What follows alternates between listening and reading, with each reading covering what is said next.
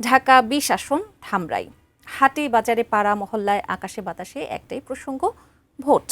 ভোটারদের মন জয়ের শেষ চেষ্টায় ব্যস্ত সময় পার করছেন প্রার্থীরা।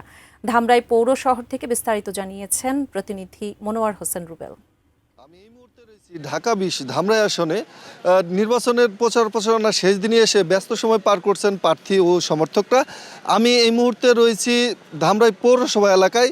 এই স্থানটিতে কিন্তু জনসংযোগ এবং ভোট প্রার্থনায় করছেন এনসিপির মনোনীত যে প্রার্থী রয়েছেন শাপলা প্রতীকের নাবিলা তাসনিদ। আমি একটু কথা বলবো তার সাথে।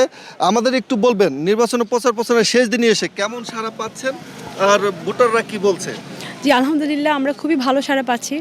আপনারা দেখেছেন যে সমস্ত ভোটারের মাঝে একটি নীরব বিপ্লব ঘটানোর একটি আকাঙ্ক্ষা দেখতে পাচ্ছি, এবং আমরা মানে মানুষের কাছে তাদের চোখে চোখে যে আকুতি সেটা দেখতে পাচ্ছি। তারা চাচ্ছে এমন একটি নেতৃত্ব যে কিনা যোগ্য হবে, দক্ষ হবে এবং জুলাইয়ের স্পিরিটকে ধারণ করবে এবং যে কিনা তরুণ প্রজন্মের ম্যান্ডেটকে বুঝবে।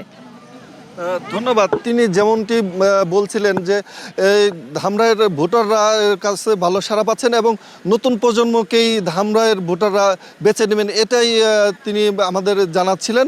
আমি আরেকটা তথ্য জানিয়ে রাখি, ধামরাইয়ে 147টি কেন্দ্রের একযোগে ভোট গ্রহণ শুরু হবে এবং এর মধ্যে 13টি কেন্দ্র কিন্তু ঝুঁকিপূর্ণ রয়েছে। এই ছিল ঢাকা ২০ আসন থেকে নির্বাচনে আমার কাছে সর্বশেষ।